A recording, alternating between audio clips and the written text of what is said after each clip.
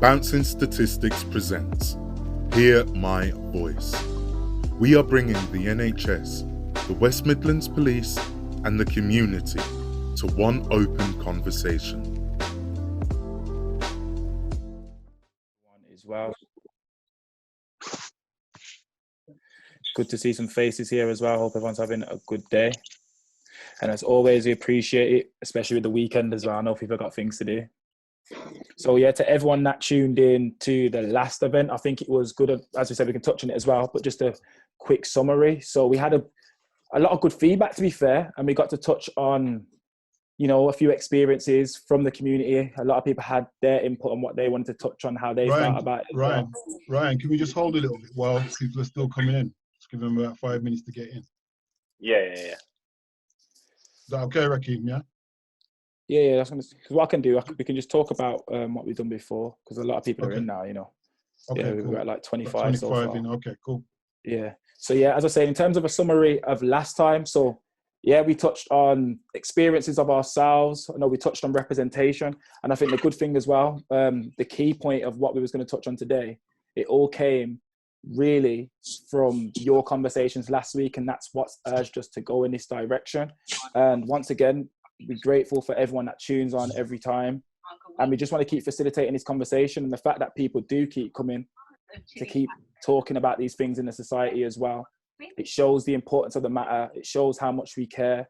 It shows also the commitment from West Midlands Police to push to make this change. And as people would have saw last time, we're not sitting here. There's not been any lies. We all know there's problems, and we know that they need to be tackled, really. So yeah, once again, we'll start in the next couple of minutes. We'll just let a few more people come, and then we can facilitate the conversation.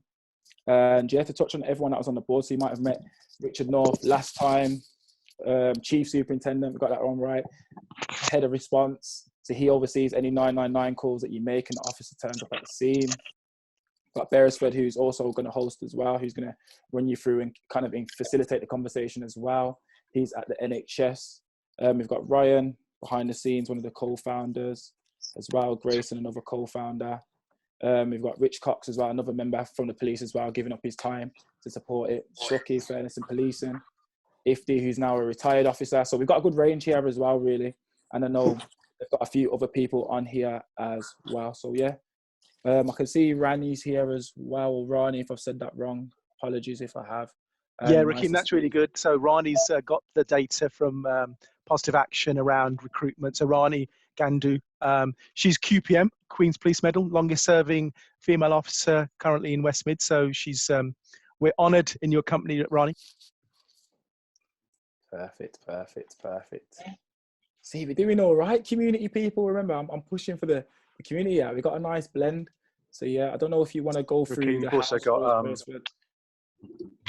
go ahead. Rakeem, you've also got Mr. Ward here as well. Can you hear me all right? Yeah, I can hear you. Oh yeah, so perfect. I was just going to say, Mr. Ward's. Yeah, he's jumped to join it. I forgot. Good, what's here. I was going to say also as well. Yeah. Can we get mics on mute if that's possible, please? Oh. Or we can hear the conversation. If that's possible, please. Thank you. Yeah, Richard, do you want to carry on? No, that's great. Thanks, Rakeem. It's just say Mr. Ward is ACC is also zoomed in. I can't do next month, so he's kindly agreed to do that, but he wanted to come along to this meeting at short notice so he could sort of get to meet people and get a feel for it. So thanks for him for doing that, because I only had a meeting with him this afternoon, so it just shows that that commitment. So thanks very much, boss, for zooming in.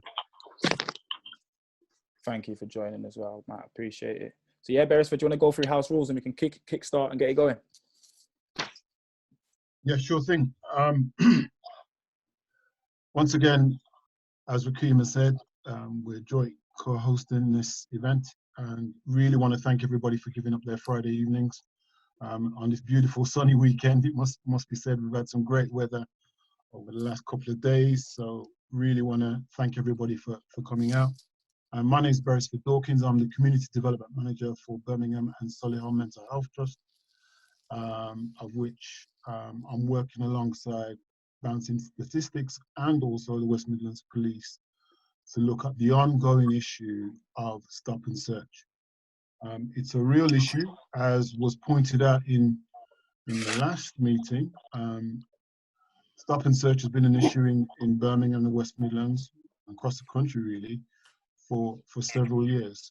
It is known, certainly to me and people of my age group, as the SUS laws, which was way back in the 70s. And again, in the Handsworth, Lozells, Newtown area, we experience similar situations in terms of disproportionality around stop and search. So we're wanting to have an honest discussion about that. I think Bouncing Statistics are doing some great work in terms of their work with schools, their work with on the ground, and that's really been embraced by West Midlands Police, and we're moving forward. Nevertheless, the issues still remain, and we want to have that discussion. We want you to invite your families and friends. It's really important to know that this conversation is the second of 6 sessions that we're having, and it happens the first Friday of every month, leading right up to October of this year. Okay, so please, put it in your diaries, the first Friday of every month, so that we can continue to have this discussion, because we anticipate that there's going to be some good outcomes come from it. So without further ado, we have good representation here from the police, as always. We've got Chief Superintendent Richard North, and he's got other force colleagues. I didn't catch all of their titles and the names. I think Rani's here, who's going to help us around looking at recruitment. And we've also got Mr. Ward, and of course we've got Ifti and Sukra Sukisari, as normal, who is going to help us to really facilitate this conversation. From the last session, we had lots of debate around impact, recruitment and representation, improving perceptions, serve and protect, what that really means, fairness in policing, protecting the public, racial profiling, training and co-production. What we're going to try and look at today is 3 specific things. We're going to try and look at the impact, and I believe I've got a couple of young people who are going to share their experiences in terms of being stops and search recently. And we're going to look at recruitment. Now, at the last session, there was a lot of debate around recruitment, and why were we focusing on recruitment, particularly when we know that it's great to have people of black and brown ethnicity and black and brown shades in the force, but actually that doesn't change much in terms of what's happening on the ground in terms of racial profiling. So those are the kind of 3 issues we're going to try and pull out. And of course, we'll go to questions and answers to our local community to see how that really pans out. So it's really good to have Rani here to talk about recruitment. So I'm going to kick off. I think the numbers have settled nicely, and I really want to talk about impact. I want to go straight in on the impact, and then I'm going to ask Richard to kind of address some of the things that the young people will say to us. And I'm hoping that we should have Tremont Hutchison with us. Tremont, if you're there, we've had a conversation in the week. I know that you're doing some brilliant things within the community, and we want you really, if you are there, to really help us understand what it means to be stopped and searched by local West Midlands Police. Okay, good afternoon everyone, or good evening everybody. Just want to say hello to everyone, hope you're all having a good day. Thank you Beresford as well for the opportunity to speak. So yeah, I'll try and keep it as brief as possible. So just a little bit about me. My name's Tremont, I'm 22 years old, from Birmingham. So I've been born and raised in Birmingham. So I know my area quite well. I didn't really have my first encounter with police until I was about, I would say, 18, 19 years old. So just to basically put the scenario to you, I was driving along I don't know what the road's called, but it's near Newtown and it's on the way to town. And you've got like the pub, you've got the Royal Mail on your left. So that long road there. And there was some undercover police in front of me. So I pulled up behind them. At this point, I didn't know that there was police in the car because it was an unmarked car. So I've pulled behind them, just driving normally. And I can see them looking at me through the rear view mirror in their car. And then when I kind of looked properly, I realized that it was police. But, you know, I've got nothing to worry about. So I pulled into the next lane because I was turning off right. I've pulled up next to the car and I've looked, and then the police officer kind of staring at me. Like it was quite intimidating, I'm not gonna lie. But he was staring at me like quite viciously. So, you know, I just mind my business. I didn't really pay any attention. I'm just focusing on the road. But then I've looked again after a while because the light was on red for quite a while. And he's still staring at me, making eye contact at this point. So again, I just turned away and then just went about my business. So I've pulled off and they've pulled behind me. So now I've got the instinct that, okay, they're going to start following me. But as I said, I've got nothing to worry about. I'm insured, I'm taxed, I'm MOT'd, I'm nice. So I've started driving further down the road now, and they're driving behind me. So I've made a few right turns, a few left turns to get to where I was going, and they're still following me. Eventually, they flashed me and blue light me. So, you know, I pulled over, and they pulled up next to the car, told me to take my key out of the ignition, show them my hands, which I did. I cooperated, and then told me to get out of the car. So I've got out of the car now, and I asked them why they're stopping me, because as far as I was concerned, I didn't do anything wrong. So they basically explained that they stopped me because I pulled up too close behind them, and it seemed a bit suspicious. So as far as I was concerned at that point, that's not a crime. It's not anything. It's not against the highway code. It's not. There is nothing wrong with pulling up behind somebody, whether they deem it as too close or not.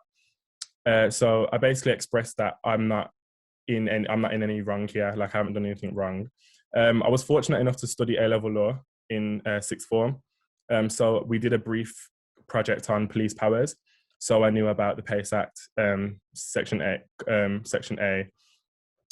those particular laws. So I kind of reeled that off to them and said, you can't stop me without reasonable suspicion. You can't stop me. I haven't matched the description. Just basically listing things to them. And when I started to say that and articulate myself, they started to change their approach to me. So on that day, and just for those that don't know, my day job, I'm a tax consultant. So I can articulate myself well in different scenarios and between different groups. So it wasn't until I opened my mouth and I started speaking, they realized that, okay, he may not be the type of person we thought he was. Because on that day, I was in a tracksuit. I did have a hood on. So I do believe that I was profiled. Anyway, continuing the story, they continued to say to me, okay, is it okay if we just search the car? So I proceeded to ask why, and I just said, oh, it's just procedure. So I said, okay, you know what, I've got nothing to hide, search the car. So, but before doing that, they said, oh, we're going to handcuff you just to protect ourselves. So in my head now, I'm sure you can put together that I was quite confused at this point. Okay, so I haven't done anything wrong. I'm not a criminal. There's no need to be handcuffing me. But they handcuffed me anyway. I just cooperated. And they searched the car. They went through a very detailed search. They searched like my bags that was in the car, went through like paperwork that I had in the bags. They went through loads of different stuff. They ran my plates. Quite a few things that they did. And then they just started talking to me, asking me what I do for a living, where I'm from, and then just stuff like that. So afterwards, they uncuffed me, and then they just told me to go about my day like everything was normal. But at this point, I'm getting quite infuriated because you've stopped me for a reason that I don't see plausible, and you've also profiled me. I genuinely believe that you've profiled me because there was no reason to stop me. You found nothing. There's been no apology. So I proceeded to ask for their station badge number and the yellow slip that they're supposed to give you. And once they did that, I just went about my day. But it's something that I still carry to this day. Like, it still sticks with me. And to this day, that happened when I was like 18, 19. I'm 22 now. To this day, if I see a police car, or even if I just walk past police, there's that intimidation, but there's also that hate that you develop. And I totally understand why a lot of, especially like young Black people in my community, fear police or despise police, because the attitude that is shown towards people that look like me is ridiculous. Like, it's uncalled for. And that was only one of quite a few situations that I've either been in myself or have friends or family that have experienced the same thing. So that's just a bit about my story.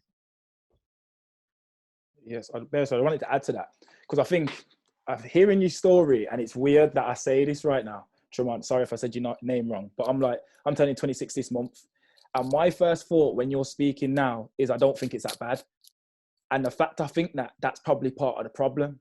Because to me, I just see it as, oh, you got stopped, a bit of an inconvenience. Yeah, it's racial profiling. And I think we said it last time, but it's something we've all had to grow to accept as time has gone on, sorry. So it's, for me, and that's me just being a normal person from the community, as I've seen stops that have been way worse. I know Suki has some videos that he's going to distribute in the training that have been tenfold, but it's the problem for me is that we get into a stage where it's normalized now. And I'm hearing, let's say, another black person's displeasure, him saying this was his problems, and me being someone who's trying to change the community, I sit here and I'm thinking that's not even that bad. And I think that's part of the problem, that it's becoming so normalized now. I don't know if you want to add to it as well, Beresford. Yeah, sure. First and foremost, Tremont, thank you so much for sharing that so candidly. Often, a young 21, 22-year-old in Birmingham, to share their story in the way that you have, it's going to really help in terms of how we move forward. Because again, we've got some key officers here who can respond to your situation. We're going to ask probably Richard to respond as he manages the whole of the whole stop and search team. Just to let everyone know, we're going to go with a second story from a young woman who has had similar experience, because we know that the data talks about men all the time, or young men, but also we've got women now who are starting to experience that as well. And I think she shared last time, but we're going to ask her to share again, because I think we kind of glossed it over a little bit, and I don't think that was right. So we need to really try and address these things as we go. So thank you again, Tremont. Richard, I don't know if you wanted to come straight back, and maybe Tremont and Richard can have a conversation about. Yeah, no, absolutely. You can hear me, right? Can't you? Yeah, we can hear you. I mean, I think the first thing to say, Tremont, thanks for sharing your story there. I mean, all I can say is there's some things that you described there are really concerning and are not right. So I can just talk through those, and that's all I can do really. So the first thing is, you're right, someone just pulling up behind your vehicle a bit closer than you might like isn't grounds to search someone. The officers should have gone through that go wisely thing we talked last week. So they should have given you the grounds for why they were searching you and explained that. They should have explained the object they were looking for. I know you know this because you said kind of know about the law. And given that, the fact that handcuffs are applied is a use of force. It's also a bit concerning that they've kind of got this quasi-voluntary kind of, do you mind if we search your vehicle? That doesn't sound appropriate. So that's the situation with that search. When did it happen to Tremont? What date was it? How long ago was it? Okay, so 2 years ago, no, 3 years ago, I believe 3 years ago, yeah. And it was around, I think it was around this time actually. It was around June, July. It was coming close to summer. Yeah. So I mean, I think when this sort of situation arises, there's three things we want you to do, and I think you did two of them. The three things are: we want you to know what your rights are, and it sounds like you did know that, and you're able to articulate that. We want you to stay calm in the moment is the second thing, and then complain later, and then we can follow it up. It sounds like you didn't report that what happened or make a complaint. Is that the case, or? Yeah. So what it was, my intention to take obviously the names and the station and stuff like that was to make a complaint, but in being honest, I would say the reason I didn't make a complaint is because, like Rakeem, is it Rakeem? Like Rakeem said, it becomes normalized, and it's something that you just turn a blind eye to eventually. So when I spoke to friends about it, they were saying, "Oh yeah, that happened to me the other day." Like it just becomes something that becomes so normal to you. You don't see the end of the tunnel. That you don't feel that there will be anything done about it, because in comparison to some of the things that you guys as police have to deal with on a daily basis, like in your head you have that thought of, okay, who's going to deal with my little situation? So I feel like that's what caused me not to report it. So I think I know what Rakeem was saying there about it doesn't sound that bad, that kind of thing, but that is something we would take seriously. I think one of the things I talked about a lot last time was around the body worn video thing. So in the last year, really, we really have pushed that body worn video should be used, you know, as consistently as possible for stop searches, and that is a game changer, because then if you'd reported what the concerns there, I suppose worst case scenario, they wouldn't have turned the body worn video on, but we could have explored that and kind of looked into why that was the case. If it was on, we'd have an objective record of what had happened. So we'd either be able to deal with the officer's conduct or clarify what happened. And one of the things Mr. Ward I talked about last time, actually, it's about 94% of stop searches now roughly kind of get recorded. But, you know, Mr. Ward's quite right, he pushed this, and why isn't it 100%? Now, there will be occasions with dynamic things that sometimes it won't get recorded, sometimes you get systems failure, but it's a fair challenge, and we're kind of looking at, we know we've got a record of what officers' individual percentages. So I'd kind of say if all of my officers are around about 95%, that would be all right. What would be concerning is if a lot of them are 100%, and that 5% is a few officers who don't turn it on consistently. So we're trying to improve the supervision around that. But like I've said all through these meetings, I'll say it as it is. And there's some things we didn't agree with last time that I said, which is fine. But what you've described there isn't appropriate. So, and I can't, and I won't defend it. So there we are.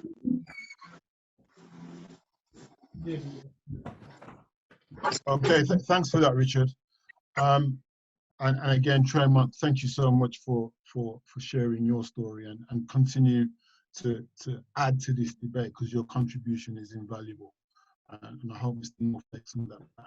What I want to do is go to a young woman's experience, and please keep your comments coming through to the chat, because we're going to try and pick them up as we go, myself and Ryan.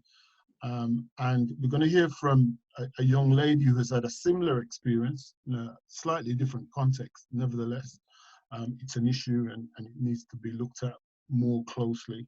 And then we can look at the law, the PACE law, and the legislation after that, Richard.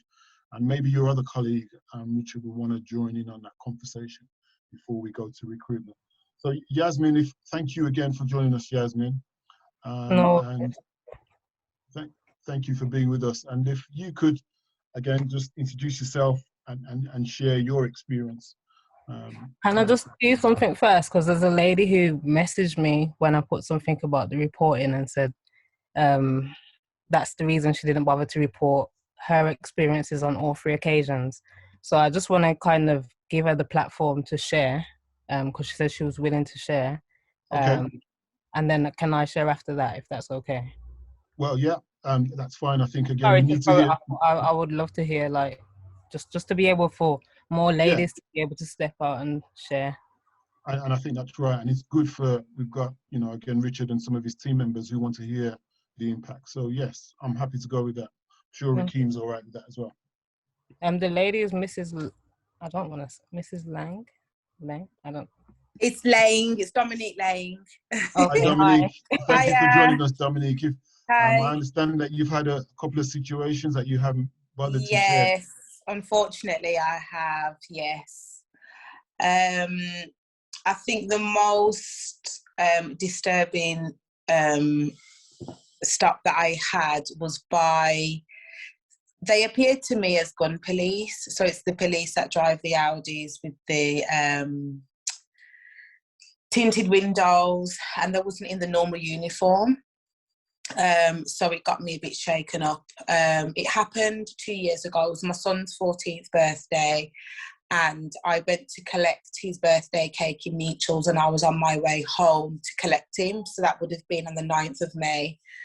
As I was driving home, I was on City Road, and I could feel that a car was following me, but I didn't really pay any mind. I continued, and then I reached at the bottom of my road, approaching onto the road that I live on, and then the lights were flashing, and I was pulled over.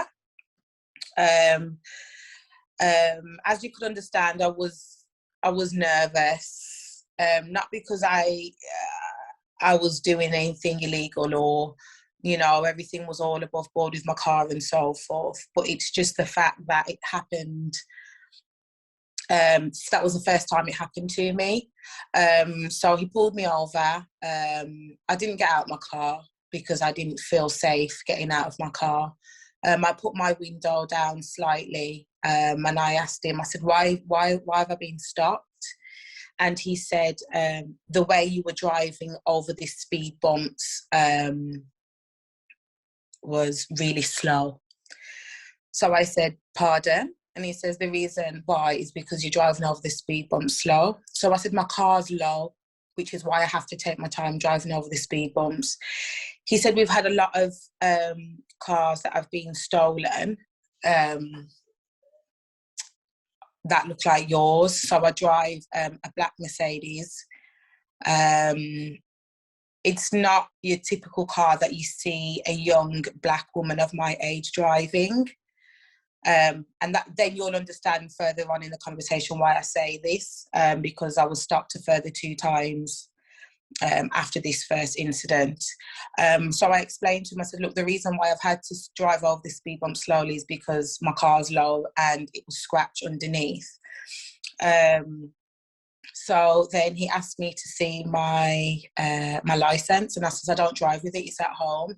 And I said, I'm more than happy to come to the station and, you know, show you my license and so forth. He says, oh, we don't do that anymore. You have to show it here on the spot. And I says, well, I don't have it, so I don't know what you want me to do. He asked me for some ID. I said, I don't have any ID on me in the car. So he called, I don't know if it was a station, I'm not sure who he contacted. And he got all the information. I was being very, what's the word? I didn't really cooperate because I was really upset. So when he was asking me questions, I was just being very, I just wasn't really cooperating, to be honest with you. I says, you've ran my plate. You see who I work for, because my car is registered with the NHS because it's insured with them. So anytime it comes up on any system, they will see that my car is insured with them. And I explained this to him. He says, well, how do I know that you have a license? I says, I work for the NHS and my car is insured by them, so I would have to show them my driver's license. And then he did everything checked out perfectly fine. And then he went on his way. That was my first experience. My second experience was when I was on my way to work. I was driving down the Wolverhampton Road. This time I was stopped by a silver BMW with 3 police officers in the car. Not sure why they stopped me at the time. They pulled me over. But because where they stopped me, it wasn't safe for me to pull over. So I had to continue to drive until I found a safe spot. And then another BMW police unmarked just flew in front of me and they like boxed me in. So he pulled up next to me in his car and he said, I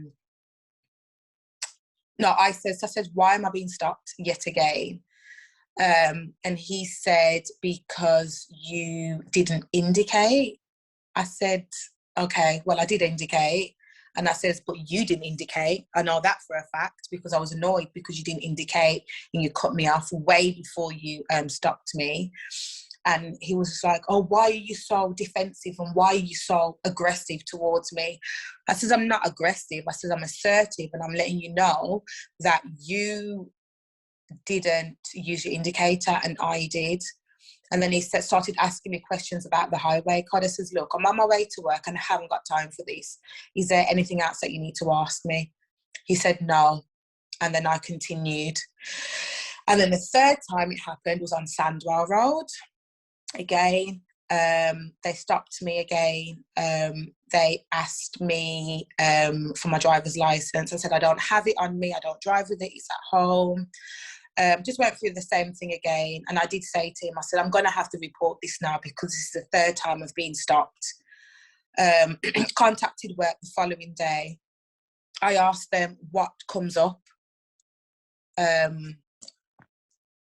Oh, hello?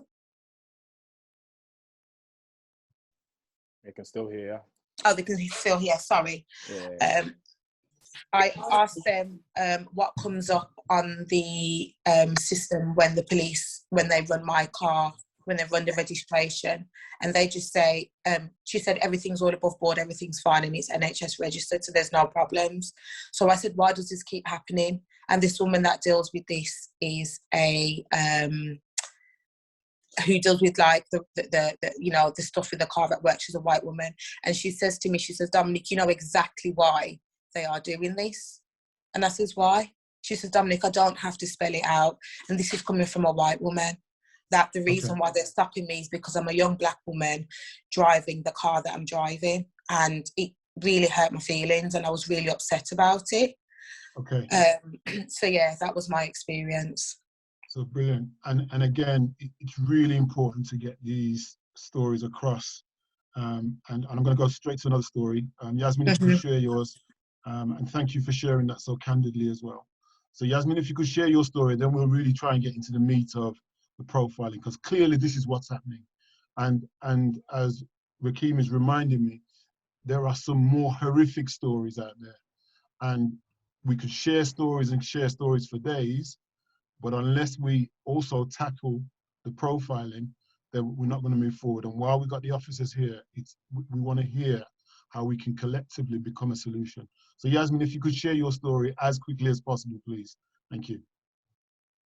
I just want to say quickly, I do have one similar exactly to what Dominique had said, where I was coming back from work on the motorway and I got pulled over by, it was Gun Police.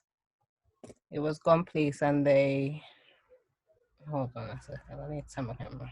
So it was Gun Police, and basically they said, I asked them what, they pulled me over, they asked me for ID, I asked them why they stopped me, they asked me to come into their car, so I did. And they said that basically that I had undercut somebody, which I hadn't. I was going to get off at junction 8 because I needed the toilet. There was loads of traffic, so I thought I'm just going home because I'll probably get there same time. And then I carried on driving. And then once I challenged that, they said, oh, what does the sign above the thing say? So they said it says 50, but then it changed to 60 or something, or 60 and changed to 50. And they said, what does the sign mean above the lane? And I told him, and no, I said, you must know, like, and then, yeah, they're basically trying to challenge me, and then it said that I was speeding. So I was like, are you stopping me for undertaking or are you stopping me for speeding? Like, which one is it? And then, yeah, I didn't report that, but I think I wrote their information down. But the experience, which I'm going to share, is about the day when I got sectioned back in 2017. And that led from, it started on a road, is it Rocky Lane?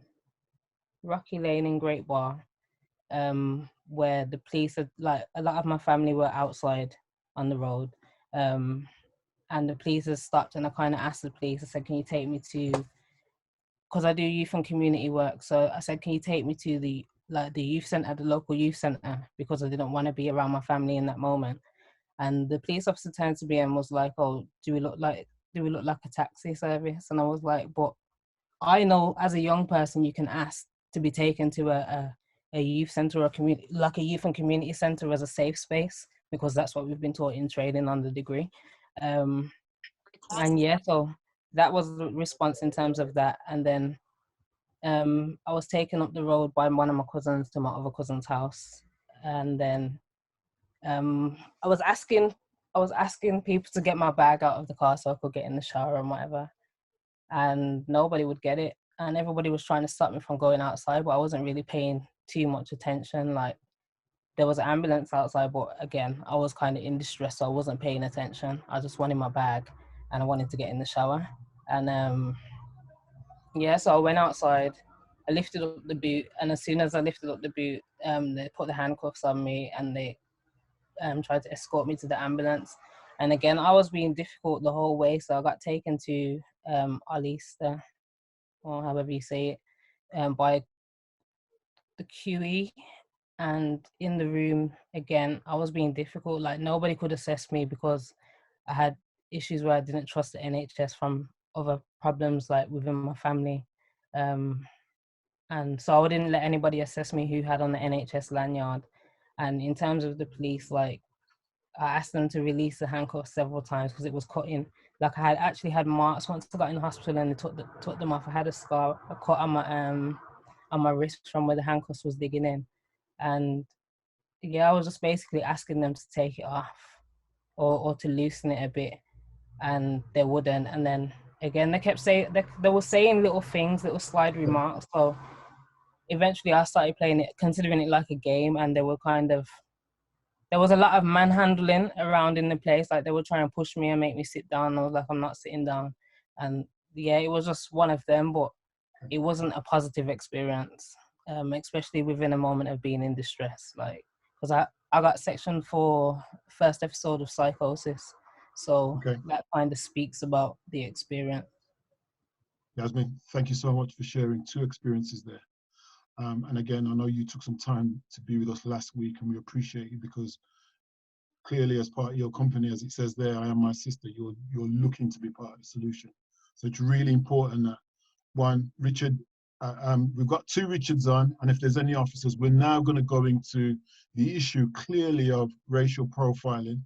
We can talk about it in anyhow we want to put it, but from our stories that we're hearing today, clearly the individuals are feeling that it's a racial profiling issue. And if also, Richard, you could talk to us about the PACE law and the section law as well, in terms of use of police force, so that the community starts to understand.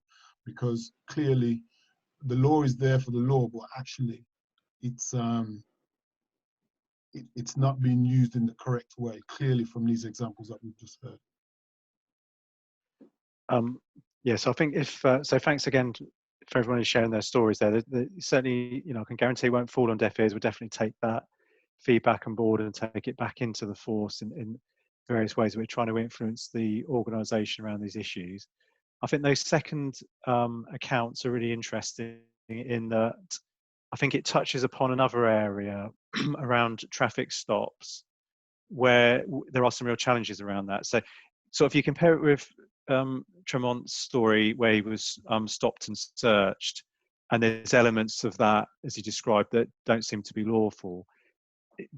In terms of those traffic stops, in terms of the law, the police do have a power under the Road Traffic Act, Section 163, in which they can stop people and basically check around whether they've got documents on them, or they can ask them to produce them at a future date. Now, whether that's appropriate and all the other, I'm just trying to explain around the law.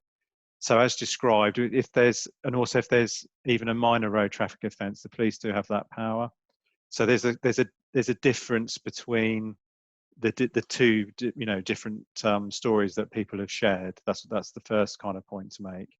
I think those second ones kind of highlight sometimes things might be lawful, but the way the police do it have a profound impact on people.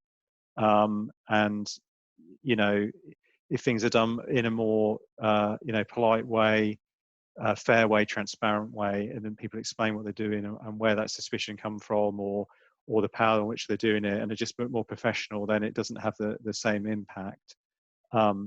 Is the sort of first kind of point to make. But what I would recognise is that while I talk a lot about body-worn video and the recording around stop and search and use of force, actually with 163 traffic stops, we do know we have got a problem in terms of how we scrutinise those, and we're working in different ways to see if we can start recording them more consistently, so we understand how often officers are doing them, who they're directed against. But because there's a lot of road traffic enforcement, that is quite difficult for us to do, but it is something that we're actively sort of reviewing at the moment, which I know sounds a little bit not very developed, but it is a sort of area of concern for us. In terms of Yasmin's story, in terms of the mental health crisis, that sounds like a horrible experience. I'm sorry you went through that. In terms of talking about the powers, the police do have a power when someone's in mental health crisis, to use force to detain them, to take them to a place of safety. What you described there is, again, not so much around whether the law exists, but around the way it was done. And that's why through this process, we're putting a lot of emphasis on trying to, capture these voices and get this feedback to officers to understand how they've made people feel and then the impact it's had upon them. I certainly do think, I know that happened 3 years ago. I do think there's been a lot of work around mental health within the police service over the last 3 years.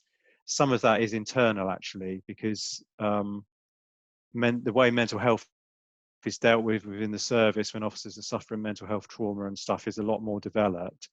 And I know that sounds like a funny point to bring up, but I think that whole process has meant that there's a more understanding within officers within the service. There's more sympathy for people who are going through things, and there's a better approach to that generally. And also, as you know, Beresford, we've worked in partnership in different ways across the force with other partners in how we respond to mental health. So we've got, and I think that's helped develop officers' thinking and understanding around it. So I think that also has improved. But the things you described there, it feeds into some of why we're here really, which is yeah, go on.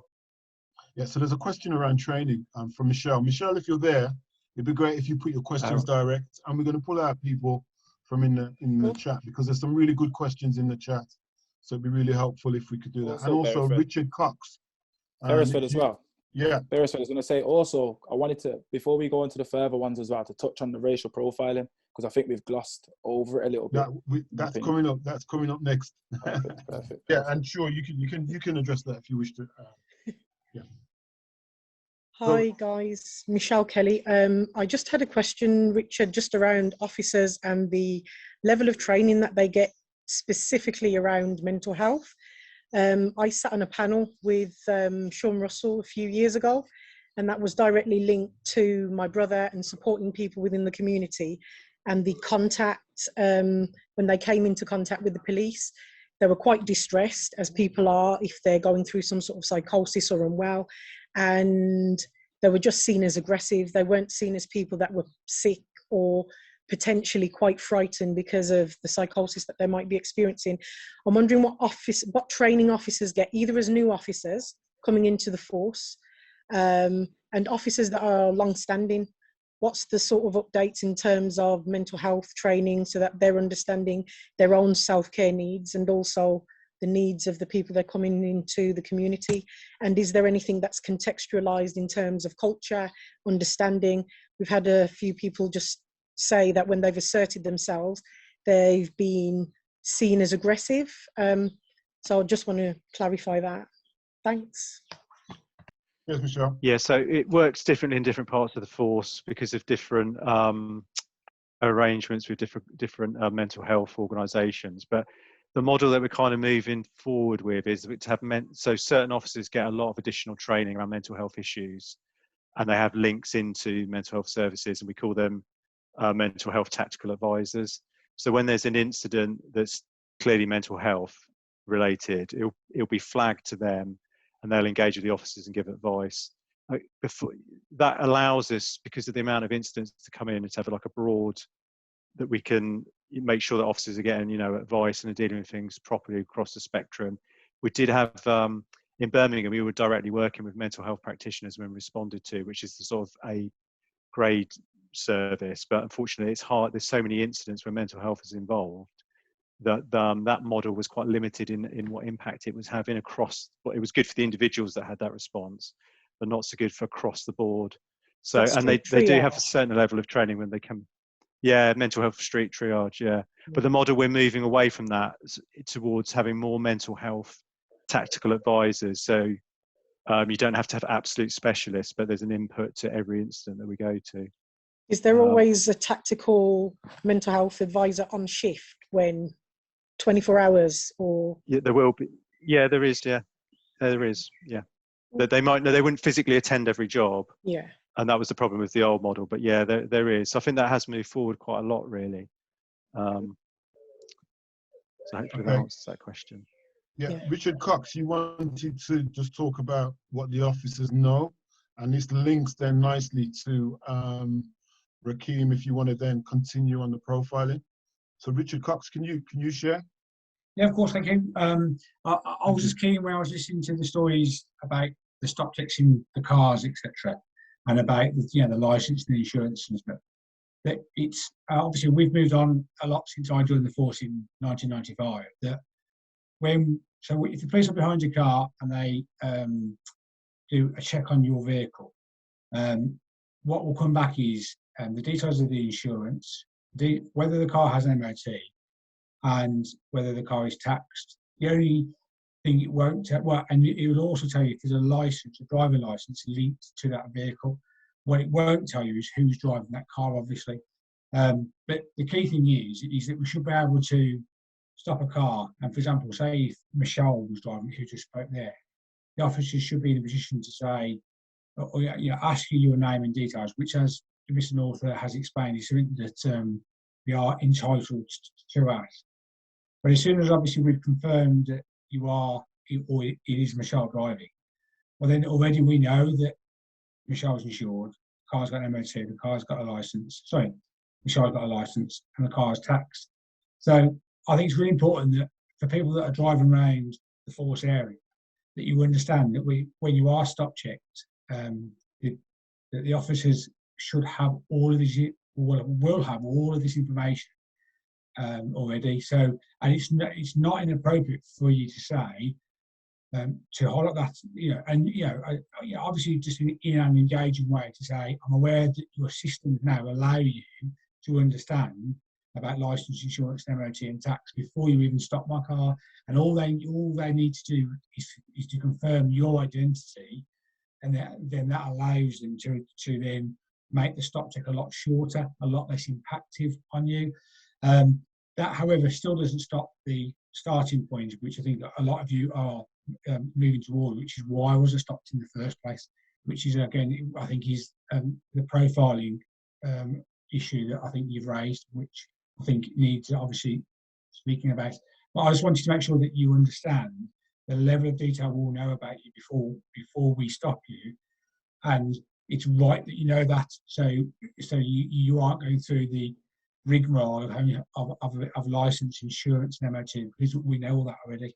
If that helps. Yeah, surely, but clearly, and thanks for that, Richard. But clearly, in the examples that we've heard today, that was never explained, and I think Yasmin wants to come back. I think Yasmin, you wanted to say anything more?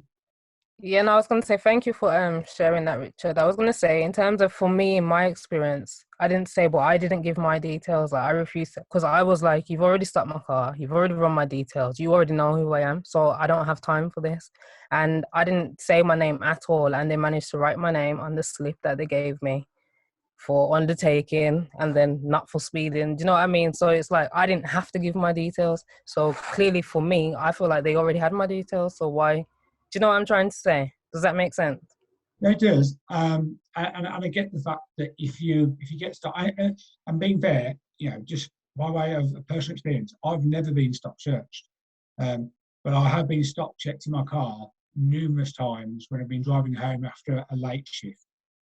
In 25 years of being within the job, because I'm driving home at 3 o'clock in the morning and I get stop checked, which at times is annoying because I'm tired and I'm driving home. In terms of your details and actually having to give your name, that's the only thing the officers don't know before they stop the car. In terms of, they know all about the license and stuff, but they don't know who's driving, because obviously, because not everyone obviously always drives the same car all of the time. So, and again, I suppose based on experience, this is obviously where I think where Mr. North was touching upon in terms of the officer experience, that some people we stop check and they don't give us the right details, and so officers then obviously like any person, learn by experience, and it's that bit around trying to maintain that level of openness around that stop check. So what I would say is, if you are stop checked, it's really helpful for all parties involved if you do give your name, obviously, because obviously that's the only bit of information that the police don't have to confirm that you are the person that's lawfully allowed to drive the car.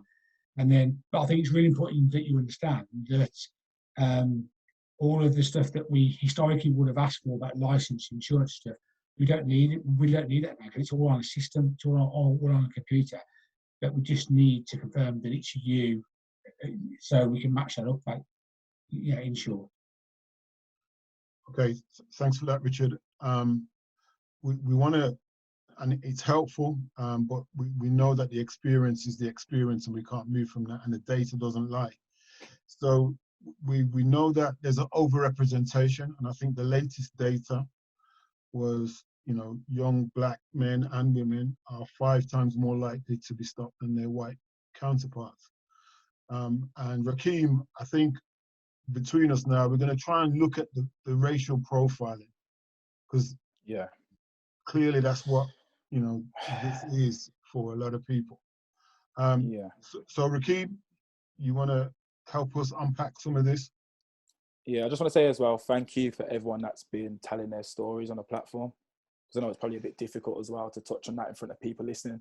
But in terms, as you said, 5 times more likely. So when I first heard that it's 5 times more likely for a black person to get stop and searched than a white counterpart, imagine me explaining that to a 14-year-old child or a 13-year-old child that's about to grow into the world and, let's say, build a relationship with the police. It's hard to argue that there isn't some sort of racism going on or racial profiling. I think it's very difficult to hold that argument. I think I spoke with Suki about it before in the past as well.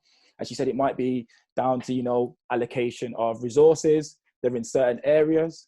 But me being statistics based, there's no good justification in my mind that sits well with me being, let's say, I'm playing this devil's advocate, as to how you can say that is okay and why that's fine. And it hurts me knowing, once again, why we're doing this work now, working with the officers that we have on board, is because I like to think we all want to change this for the next generation. These things shouldn't be normal. As Tremont said, he was driving. To me, as I said, first thing I thought, that's not even that bad.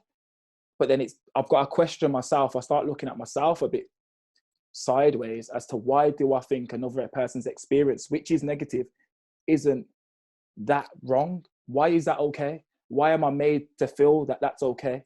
Why am I here trying to tackle these statistics? Why is he 5 times more likely?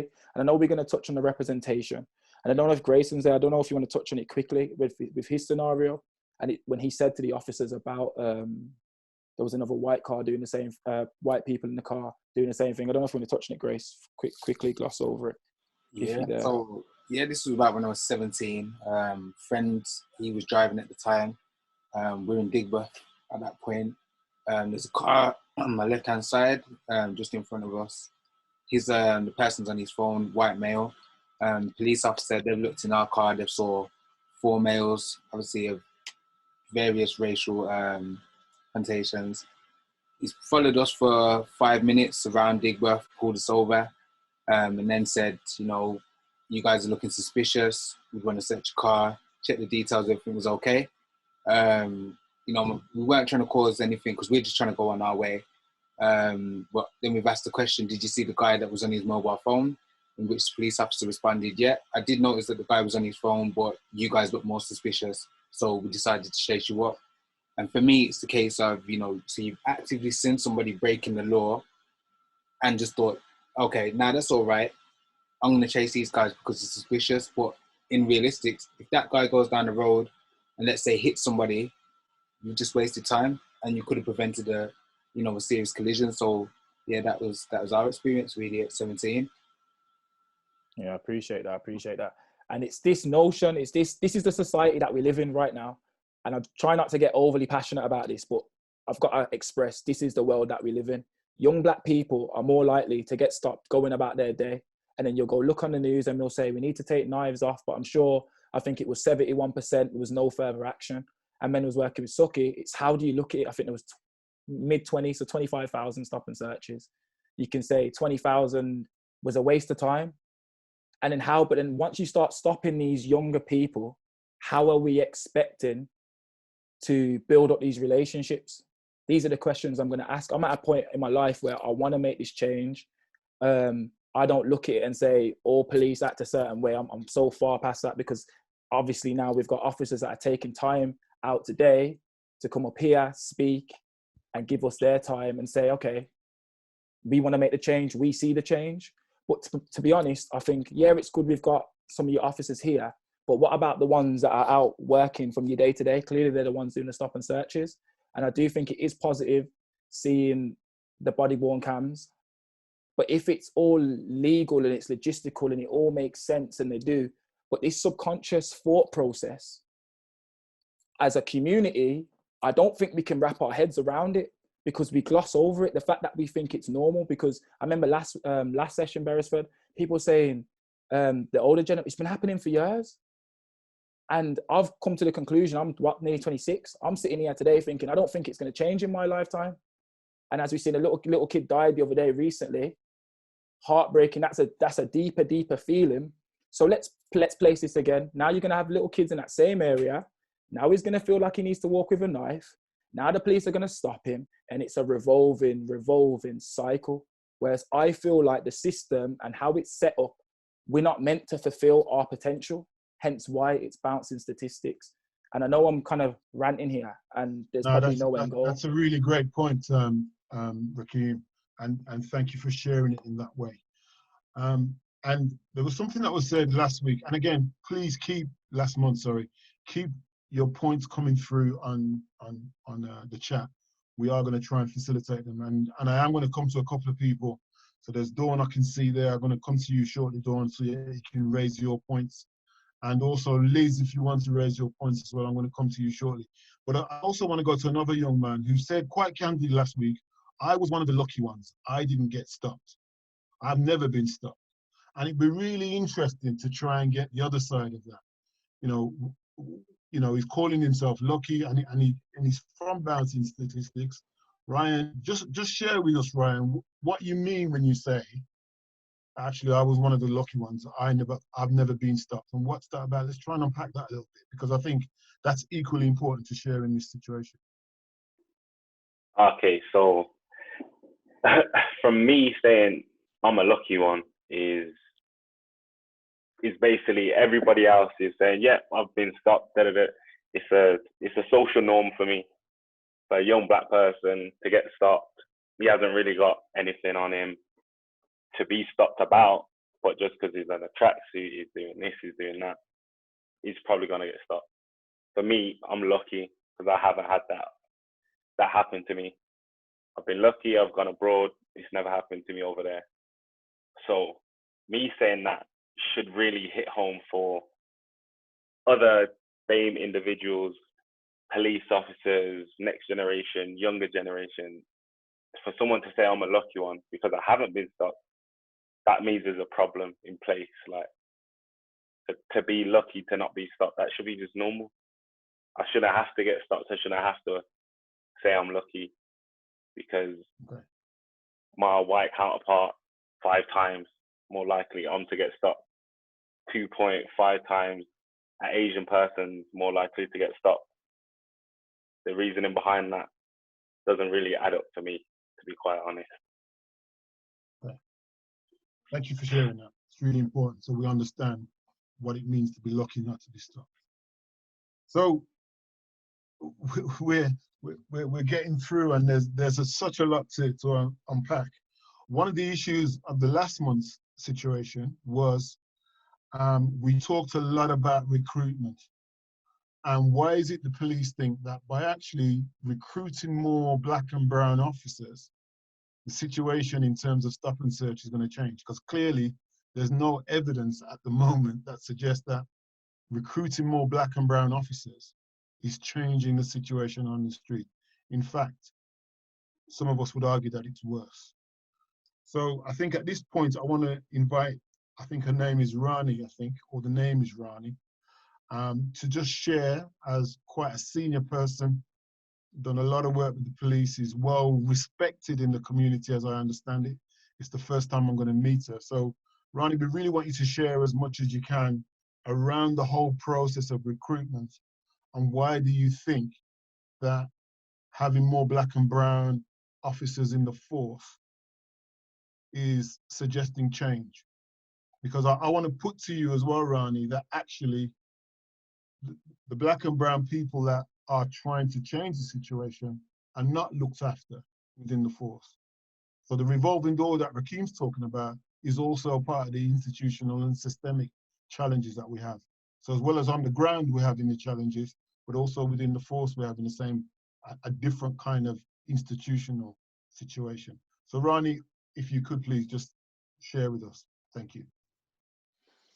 Okay, thank you very much for inviting me this evening. I will start off with my introduction, but my colleague from the same team is also here with us, Adib Redmond.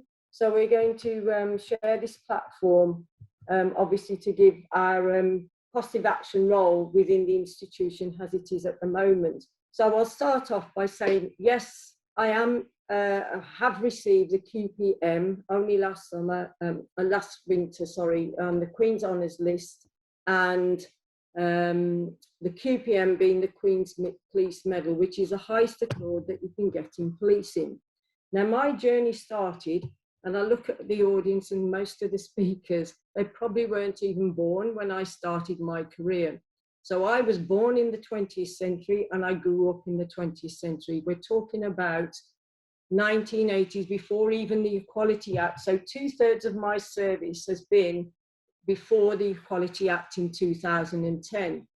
In that time, it was a male-dominated white institution with hardly any police women. And this is the era when police trousers hadn't even been invented for police women. So when I reflect back on my 34 years that I've been in the institution, and Rakeem touched on it beautifully, he wants to see the change in what we're talking about tonight in the future generations. And I'm very passionate about that as well. So in the time of my journey, you could literally join at 18, do your 30 years service and retire. And you still potentially can now. Now, I could have easily retired 4 years ago, but knowing my journey, I know why it is so important to remain within the institution. I'm also a police cadet commander, whereby I focus on the 13 to 18-year-olds, which are the future generations. Now, also, my parents came from abroad, and I know the sacrifices that they made for us to have a better future. And that is the principle that I actually still remain in the institution, because I know what it's like, made in Britain, but I also understand my culture, my roots, and that is something I will never forsake no matter what. I will always be Indian first, and everything else is secondary. And what is really vital is to understand your communities as well, and having that cultural competence. Now, I'm not a big frame policewoman either, but the communities that I grew up with, when you build that confidence and trust and the respect within your communities, that speaks volumes. And it is as a result of the people that I've worked with, the people that I serve, and as a public servant, that has acquired me to have that QPM. And I say this with the conviction, I will remain in the institution till such time that I see that massive disproportionality within the organisation has some sort of stability for the future to say that, yes, we are making a difference. But what I will say to each and every one of you is that we must never give up hope. It's not wanton on trying. And it's all so easy to point a finger, label somebody, or we've got these, negative stories, and it breaks my heart to still having to hear these stories. It shouldn't happen. It should not happen until we actually accept every individual as part of the human global family. That's when the real difference will start to happen. It matters not what background you're from, what your thoughts are in relation to the police. So growing up in this very cosmopolitan society in the 20th century, I grew up in very diverse communities. I learned how important it is to be part of a world that is creating that fairer society where everyone can participate and has that opportunity to fulfill their potential. And I know that diversity attracts curiosity in people and gives them a chance to learn the experience, practices and traditions from another culture. These are some of the reasons why I joined the police service, because believing I am a people's person and would enjoy being that public servant. But don't for 1 minute think that I haven't had my adversities, but I've rised above them. I remain positive and focused on the reason why I joined. Just like you're all sitting here on this platform, you want to see those better futures for the future generation, as well as the current generation. But it's about understanding each other and moving beyond that simple tolerance to embracing and celebrating the rich dimensions of diversity contained within each individual. It's also about the acceptance of and respecting for people's differences. So cultural diversity for me brings together people with various skills, creativity, and knowledge for effective productivity. So a diverse police service has increased adaptability, a variety of viewpoints on an issue, and innovation. Challenges of diversity include communication problems, resistance to change, difference of opinions, and stereotyping. So we do live in an increasingly diverse society, and I need to be able to respond appropriately and sensitively to every strand of diversity that I come across. I believe that acceptance, trust, and respect for each individual is unique, and recognizing our individual differences is just as important as to be valued no matter who you are. And on that note, I'm going to actually hand over to my colleague, Adib Redman, who is with us, and we're both part of the Positive Action team. And Positive Action is focused on addressing the disproportionality within the organisation. So Adib, if you would like to take over for me, please. Sure. Good evening, everyone. Thank you for inviting us this evening.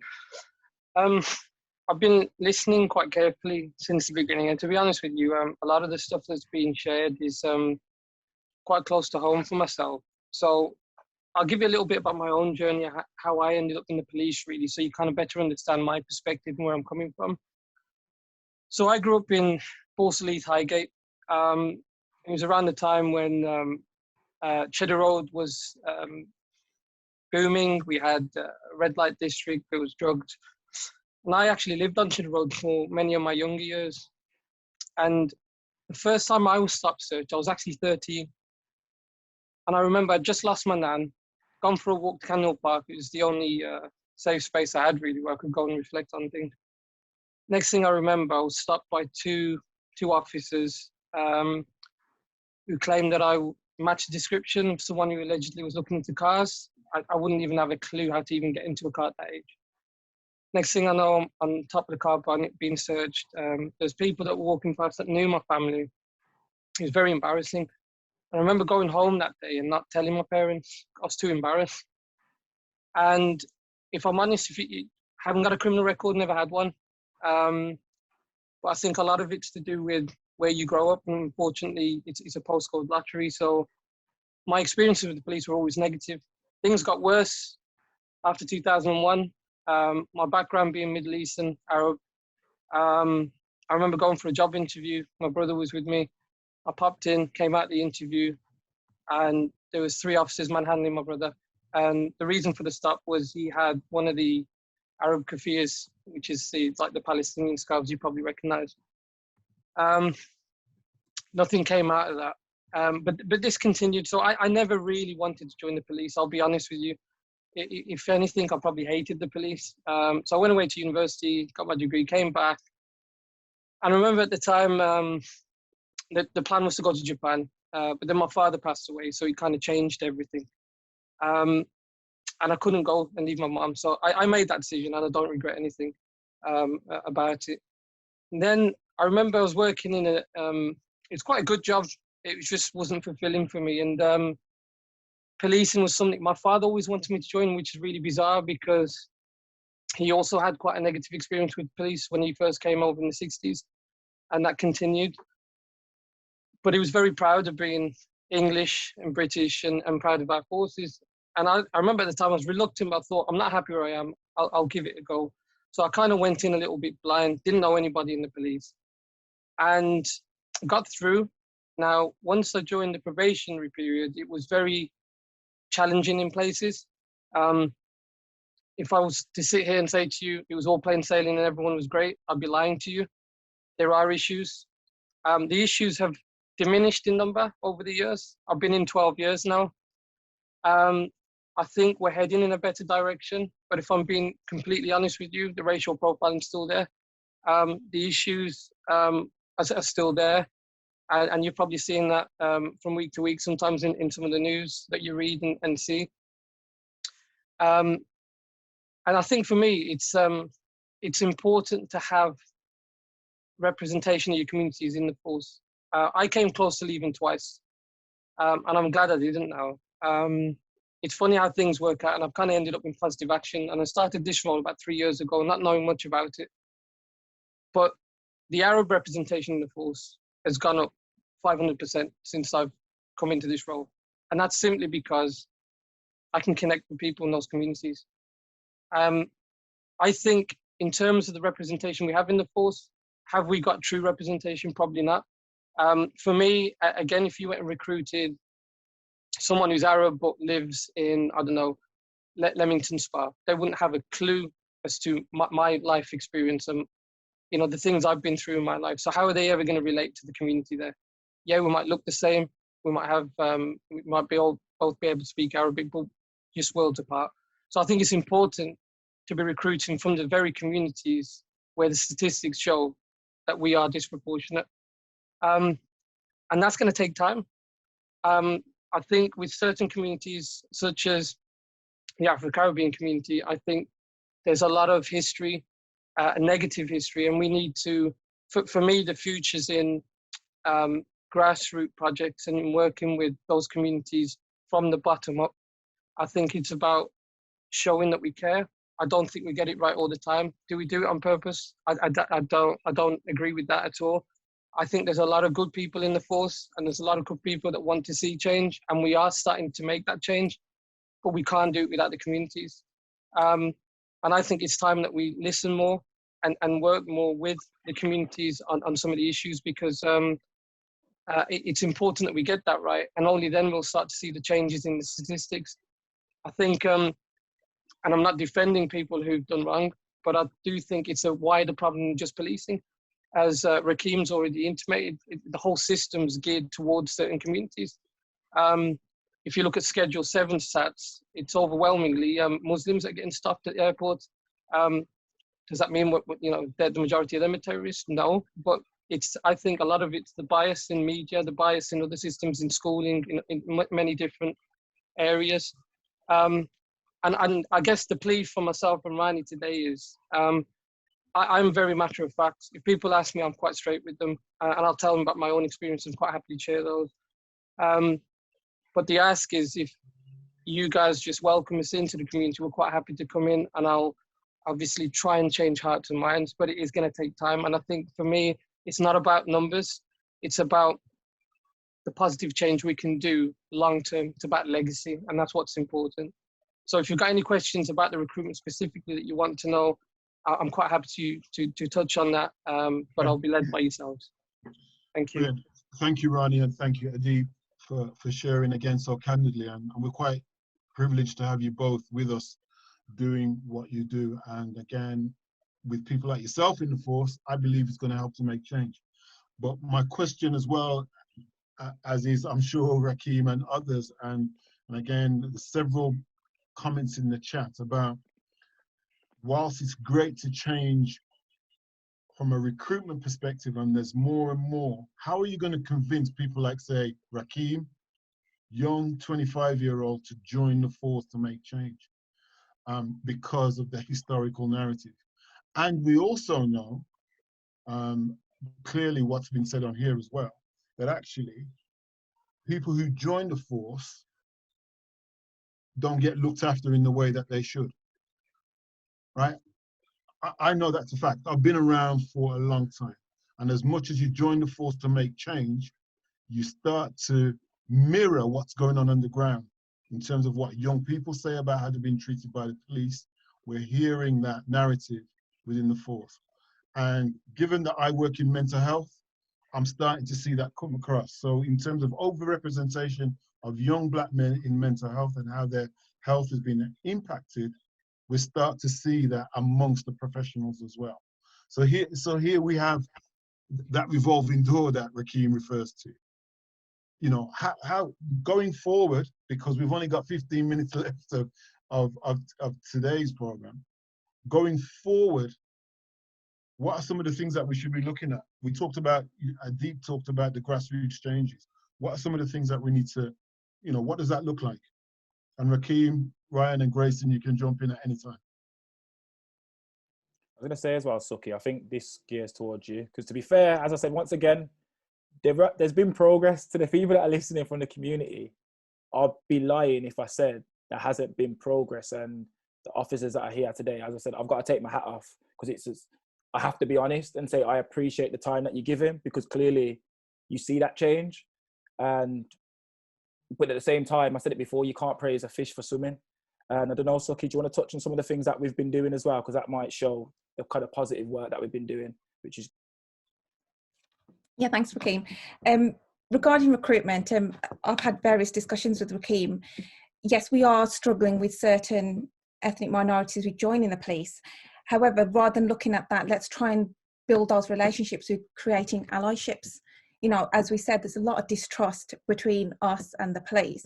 And when I mean us as an organisation, I've been in for 14 years and I've never had a bad experience to date with the officers that I've worked with. And I've had these discussions with Rakeem and Ryan about my journey within the organisation.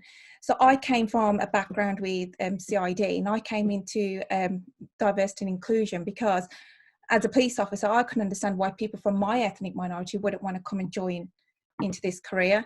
So when we talk about building those relationships, it's like maybe we need to start on the grassroots, where we start building those relationships with trying to build that trust. And then it's only by building that trust that we can start looking at recruitment and having a better representation of our communities within the organisation. And that's the work that Adib and Rani are doing. And, you know, they're doing a lot of great work behind the scenes that we don't always see. And as it's mentioned previously, the media portray a lot of images and incidents poorly, whether it's to do with young black males, whether it's to do with knife crime, drugs, or even with police and stop and search. You know, it's never portrayed in a positive light, and that has an impact when we start dealing with communities and when communities deal with the police as well. Okay, thanks, Suki. I want to go to a couple of people in the chat, only because they're making some really significant points. Liz, Dawn, and Michelle, if you could, we'll go with Liz first because you haven't spoken yet, and then Dawn, and then we'll probably try and bring it to Michelle. Liz, if you could, please, just share your points as succinctly as you can, please. Thank you. Hi. Yeah, I just think, obviously, up till today, we're still seeing a lot of racial profiling going on, especially with what happened in King's Standing in Birmingham the other day with the attack. I think it's about, coming together now as a community and being able to work together, and for this to just, hopefully we can, do as much as we can to prevent, another life lost, really. Okay, brilliant. Thanks, Liz. And we hear that in your voice as well, in terms of, the heart-wrenching young man that's certainly he lost his life. I think it was last Monday, I think it was. Yeah. And that's quite tragic in the circumstances. And I'm sure there's something unfolding there that again is quite current and relevant to. How do we move forwards from this if this is gonna continue to carry on though? Because I don't feel like our voices have been heard. We need something that's going to make a difference. But how can we make that difference when we're seeing a lot of positivity, but we're also seeing the same thing continuing to happen? So what can we do as youth leaders, mentors, teachers, and various other people? How can we move forwards from this, and what can the police do to prevent youth violence and racial discrimination? Okay, thank you, Liz. Dawn, can you share your point quickly, please? Thank you. Yeah, I don't know if I can be quick, because I've got 3 points to make, but I'll try and make it really, really quick. Firstly, I've got a lot of respect for Adib and Rani, and I think I've been quite vocal about that. They are, entirely entrenched in the community. Everybody knows who they are. They make themselves visible, and they genuinely do care about the work that they're doing. So, thank you for joining us today and sharing that. However, this is Hear My Voice, and I think we should be really, open and honest about some of the things we're talking about. I don't agree with all this recruitment in terms of the police force. I don't think that is the answer. But however, let's just say I did think that was the answer. I also know that there are barriers for the Black community in terms of just the recruitment process.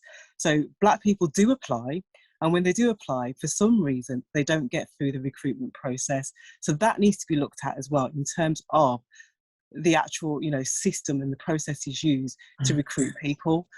So that's the first point I wanted to make. And if we're going to have this discussion, we need to talk about this as well. The other point I wanted to make is, I said this last month. People say last week, but it's last month.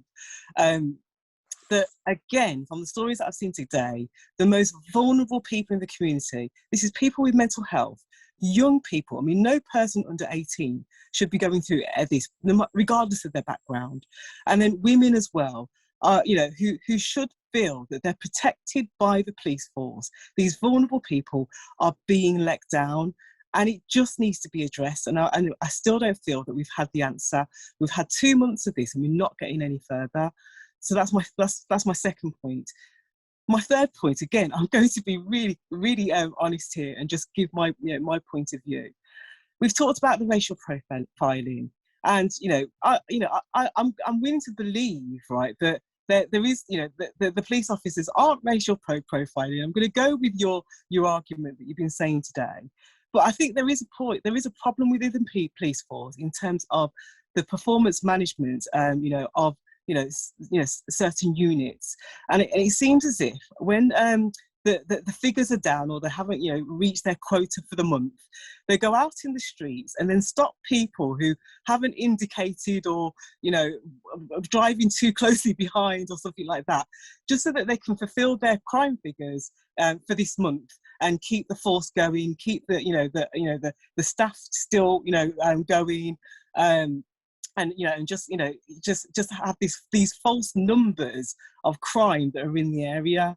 And this is something that needs to be addressed as well. I'm not going to be having fruitless discussions about things we've talked about before. If we're going to have this platform, let's have a real discussion about the issues. That's it. Brilliant. Thanks, Dawn. Well said, as always. Michelle, I think you've got a point that you want to raise. Yeah, thanks for that, Dawn. I think for me, I come to this space, other forums, I sit on a lot of panels, and I'm quite active in my community. And one of the things that I'm feeling right now is quite anxious and quite ambivalent. And I suppose I'm just checking in with everyone. How is everyone in this group feeling about all the things that we've been speaking? Because we keep going over this, experiencing this, and what happens is we experience vicarious trauma. The talking about it, the experiencing our loved ones being harmed and hurt. I'd really like people to maybe just pop in the chat, just how they're feeling, so that we can take a marker of how people are feeling about what's discussed. I came into this meeting this week after watching the programme on Channel 4, The Truth About Stop and Search. Yeah. And again, some people have said, to say, oh, I feel lucky for our Black men and our women that are being stopped and searched, that guns aren't used as much in Birmingham like they are in London with the Met Force. Because when you've got young boys 16 years old with guns in their face that don't match a description, and could I get some clarity just on if an officer does a stop and search and they don't record the search, is there any sort of disciplinary, because they're supposed to be recording those stop and searches? From Richard or someone in the panel. Okay, if you just hold on to that question, Richard. bear that in mind. Yeah. I've got, There's a few hold- points, but Beres, but yeah, I'll let you bring me in when you want to. Okay. So I don't okay, want people to brilliant. think I'm ignoring what they're saying, but Thank you for that, I'll let you Michelle. bring me in. Larissa, you're going to have the last point before we go back to Richard, because we're going to try and close. Larissa, you wanted to come Okay. in. Yeah, that's pressure as the last point. I'll try and make it quick. As snappy as you can. Thank you. Just coming in from Dawn's point, really, I know that there's been a lot of talk about recruiting Black and Asian officers, and that's how we're going to see a lot of change. And I know Dawn made the point that maybe that's not even how we make that change. I think for me, it is part of how we make it, and that's only because, unfortunately, and this is part of the trauma, and that's already been mentioned, as Black and Asian people, where the majority of people don't understand our experiences, where we're not the standard, where white is the standard. Unfortunately, and this isn't just in the police force, it's in many professions. I'm sure Beresford has probably experienced it in the trust. It is across the board, where we have to be educating our counterparts, and it's not something that we should have to do, and it's traumatizing and it's draining. I don't know one Black person that goes into work feeling like they can be themselves. And I don't know a Black person that hasn't gone into the workplace and had a comment about their food, their hair, their culture, something. I don't think we should have to do that, but unfortunately, I do think in the police force, it is something we're going to have to do, because I just don't see any other way but changing from the inside. And it's not just Black and Asian people as well. It's also other white people from other communities that from similar communities to us. You know, the Highgate area was mentioned. There are other people outside of our cultures that do understand our experiences, but it's about challenging and speaking up in the workplace. But unfortunately, which has also been mentioned, unfortunately, doing that as well is another piece of trauma. It's draining again for those people that are having to do that. And I think that's sorry. Thank you, Larissa. I'm going to have to ask you to pause there, because it's right that the officers respond, and we're into our second month. We've got 4 months left, and I think Michelle, Dawn, everyone really, and the messages in the chat, we really need to respond going forward, because this has been far too long in the making, and we really need to look forward. Again, Bouncing Statistics are doing some great work, but clearly this needs to be wider. So Richard, we're coming down to a close, so we'd like you to try and respond to Michelle's comment and some of the other key points that was made by Dawn and also now Larissa. Yeah, so some of the sort of narrower points. So first thing, we absolutely don't have targets around how many stop searches we do or arrests, and you're just gonna have to take my word for that. And I suppose that kind of comes where the trust thing comes into it. We don't require officers to do a certain amount of stop searches or a certain amount of arrests or detect a certain amount of crimes. That just isn't the case. So, and that's really important that we don't. I mean, I think in the past that may have been the case. Like when I was a PC, there was a little bit of that. We're talking 20 years ago. We don't scrutinise those figures. What we do scrutinise is, the proportion of searches that have body-worn video when the body-worn video recorded, the grounds for those searches. We do scrutinise what force is used, and we look at body-worn video when it meets certain thresholds around use of force and stuff. So we do scrutinise that, but there isn't a performance culture that's driving that. So whatever problems there are, it isn't coming from that. In terms of the specific question around, is it misconduct not to put your body-worn video on? No, it's not. It's not a legal requirement. It's force policy. Sometimes stop and search, a lot of the ones that have been described are those, they're not always come under that category. So it could be that you respond to an incident and dynamically someone says, that person there, points to them, has got a knife, I've just seen him do something. And then you'll be using the same stop search powers, and that would be recorded as a stop search. And in the moment, the officers might forget to put the video on, and sometimes there's malfunction. So that's why it's never at 100%, but there isn't, we're not treating it as misconduct when it's not turned on. But what we are doing is scrutinising officers who systematically aren't turning on as at the same level as others, and directing our kind of supervision and scrutiny towards them. And I think, just as I know we're coming to the end, but the broader point is, I know this frustration that this meeting hasn't solved all the problems, but I think these are really difficult, complex issues, because the police obviously have to investigate and deal with crimes that have a profound effect on people, some of which have been referenced, in this forum that we've had today. And it makes for a really complicated situation, because the police do have to function in that area of suspicion, and that becomes massively contentious. So it's not realistic for us to sort it all out in a few meetings. But what it does, and like Rakeem articulates it much better than me, is these discussions are, very much taken on board. What we want to do is start connecting this process and these thoughts and these feelings and the impact it's having on frontline officers, and to try and make a difference. But it's not going to make a difference over weeks and months, but it's about that, continuous improvement over a generation to try and move these things forward. And I suppose the direct response is, if people aren't in it for the long haul and want an immediate solution, then that isn't going to happen. But any progress that we do make is going to be worthwhile, and I'm really passionate about that, and that's why I'm here on a Friday night, and Mr. Ward's here, and my colleagues are, to try and move that forward. So hopefully there's some respect for that, even if I appreciate the sentiments and the frustration that people have expressed. Well, there is just so much. Mr. Ward, I know you're online, and thank you for that, Richard. And I haven't heard you. I don't know if you would want to make a comment. And I don't think Michelle has had a question answered, Richard. Just so that you know that, in terms of what she was asking, if you the details are in the Sorry, chat. Richard. When I said recorded, I meant I know they're supposed to record on a database that a search has taken place. So if the forces sent footage of someone of a member of public that's recorded a stop and search for a number of people, and that hasn't been recorded by officers, would that be a disciplinary for the officers involved for not recording? Yeah, that would be, if they haven't recorded it, like haven't made a record of it, that would be illegal, yeah.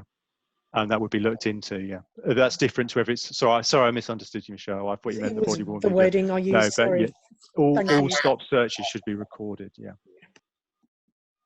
Okay, I think we're coming to the end. I'm going to go to Grayson and Rakeem and also Ryan. I want to thank everybody, and as frustrating as this clearly is, it's a second of 6, and we've got to start somewhere. So I want people to stay with the process. We've got young people are leading on this, and normally young people in our city get bad rep. And what I see from the young men taking part in this is a very different approach, and a welcoming approach. And I also want to thank the people that shared their personal testimonies, if you want to call it that. Yasmin, and also Tremont in particular. And also, I forget the other young woman's name. But it's really important that you stay with the process. Clearly, we're going to evaluate this. Some of you senior heads, Michelle, Dawn, and others, we've got to stay with this. As Rani says, we've got to stay with this, because this is where change is going to come. So I'm going to pause there for the evening. Can I just say, Beresford, I'm happy to stay with it, but what I don't want is tokenism. I really want to see some sort of change or commitment to it at the end of this process. I will be on every month. Brilliant. I will input, so I'll go away, I'll try and recruit. And from last month, I got one person that was online to contact me, and I referred her to get onto the stop and search scrutiny panel. So please, guys, contact me if you want to get involved. It needs to be representative of our community. Brilliant, thank you for that. Grayson and Rakeem and Ryan, over to you for the last final words as we wrap up in about 3 minutes. I'll pass it to boys. Grayson, you can go after me. I'll just let you close it. Say the best till last. But yeah, I think for me, once again, I've got to be honest, there's an issue, and I think what Michelle said, it touched home when she said, how is everyone actually feeling? And I realized I've been feeling all right, but probably because I've been masking my emotions. And now that we have these conversations, it reminds me I'm in a world it's not really feeling as though it's catered towards me. And there's so many, for me, as I get this bouncing statistics, there's so many young people. And I just want to set a vision to create a future where the statistic doesn't define you. We are on a mission to push everyone in the next generation to get to where they can be. And I know it probably seems tedious. And I know with Dawn saying, because I didn't think of it like that. And I used to moan all the time. And Suki used to say, relax, it's not going to happen after a day. It's not going to happen after a month. But seeing Richard here support it, Suki support it, Ifti, I know he's been in here, seeing these people take on board what we're saying, because we meet every month, and trying to push these things. And I see Matt on board, Rich Cox here, I see more Rani, or more people coming on board. I'm seeing the progress in this belief that we've had. So for everyone that's tuned in, I honestly appreciate it from the bottom of my heart, because sometimes it feels difficult being a young person trying to make these changes, and it's like people aren't buying into it. So from me and my parting words, I just want to say thanks everyone for joining. I like to think that people who know me know if it's a bit of funny and it's not really progressing, I'll happily say, listen, it's a bit of a waste of time. But honestly, there is progress. Rome weren't built in a day, as my mum would tell me. So yeah, just got to keep it ticking in the right direction. Over to you, Grace. Yeah, so thank you to everyone for obviously being a part of this journey, I'm going to call it, because it is a journey. You know, we're starting off on this road and it's going to carry on for a while, as Rakeem said. But hopefully at the end of our journey, we will see change. And that's not just for, you know, ourselves as young people, it's for all generations. So, you know, it starts with this, it starts with a conversation and we build from there. Thank you to obviously Beresford for being here, the members of the West Midlands Police Force, I Am My Sister CIC, everyone for sharing their stories, because I know it was a lot to kind of obviously bring those stories up, especially if it's left you with some trauma and whatnot. So it's brilliant that you're able to share it in an open space with everyone, and we can obviously push forward with that. So thank you all for joining. And the next one, I believe, is on the 2nd of July. So hopefully we can all come back into the space, tell everyone, pass on the message that this is happening. And the more people we get involved with this, the quicker the change will come. So thank you to everyone for being a part of this journey with us. Yeah, man. Yeah, Ryan, was you going to say anything? Yeah, just to close it out, I just want to say thank you for everybody turning up, the West Midlands Police, Beresford, Michelle always pushing the mission as well. So like Rakeem said, Rome's not built in a day. All of these little meetings, me and Rakeem have had meetings with Suki numerous amount of times, and Rakeem was tired. I'm like, yo, this is taking long, like, what's going on? Honestly, a bit of change, but having officers like Suki, having officers like Richard, they will implement change.